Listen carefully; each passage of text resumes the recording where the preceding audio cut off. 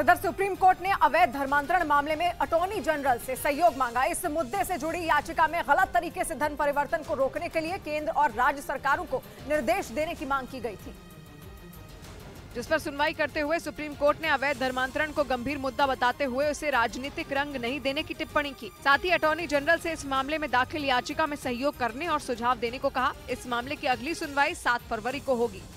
और उधर ईरान से मिल रही धमकियों के बीच इजराइल ने अपने स्पाइडर एयर डिफेंस सिस्टम को अपग्रेड कर दिया। इजराइल के मुताबिक अब उसका ये एयर डिफेंस सिस्टम बैलिस्टिक मिसाइलों को भी आसानी से ढेर कर देगा, जबकि पहले स्पाइडर डिफेंस सिस्टम की मदद से सिर्फ ड्रोन, लड़ाकू विमान और अटैक हेलीकॉप्टरों पर ही हमले किए जाते थे। लेकिन ईरान ने इन दिनों जिस तरह से अपनी मिसाइलों का दम दिखाया, इजराइल अपने एयर डिफेंस सिस्टम को अपग्रेड करने के लिए मजबूर हो गया, क्योंकि उसे मालूम है कि अगर ईरान से जंग छिड़ी तो उसकी मिसाइलें इजराइल पर कहर बनकर टूट पड़ेंगी। इसी वजह से उसने पहले ही ईरान की मिसाइलों से निपटने की तैयारी शुरू कर दी और इसके लिए उसने स्पाइडर एयर डिफेंस सिस्टम बनाने वाली कंपनी को उसे अपग्रेड करने के लिए कह दिया, ताकि डिफेंस सिस्टम की ताकत को बढ़ाया जा सके और ईरान को ये संदेश भी दिया जा सके कि इजराइल के पास उसकी मिसाइलों का काल आ गया है, क्योंकि इजराइल ने स्पाइडर डिफेंस सिस्टम में जो बदलाव किए उसने उसकी मारक क्षमता को बढ़ा दिया और जमीन से हवा में मार करने वाला स्पाइडर डिफेंस सिस्टम दुश्मनों के लिए बड़ा खतरा बन गया। इजराइल के मुताबिक इस डिफेंस सिस्टम में नए मिसाइल इंटरसेप्टर को लगाया गया, जिसके बाद हमला करने के लिए आई मिसाइलों का ये और भी तेजी से पता लगा पाएगा।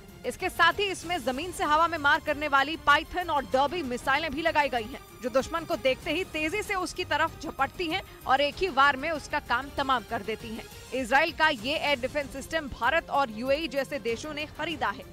इजराइल के मुताबिक इसे खरीदने वाले देशों के एयर डिफेंस सिस्टम को भी उनकी कंपनी अपग्रेड करेगी।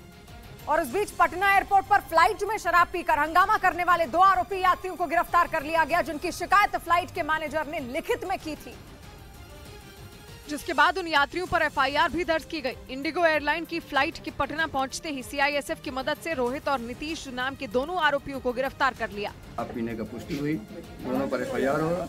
विमान के कर्मचारी ने एटीसी को पहले ही बता दिया था कि आरोपी यात्रियों के पास शराब भी है। और उधर खबर है कि पाकिस्तानी सेना के मिलिट्री ऑपरेशन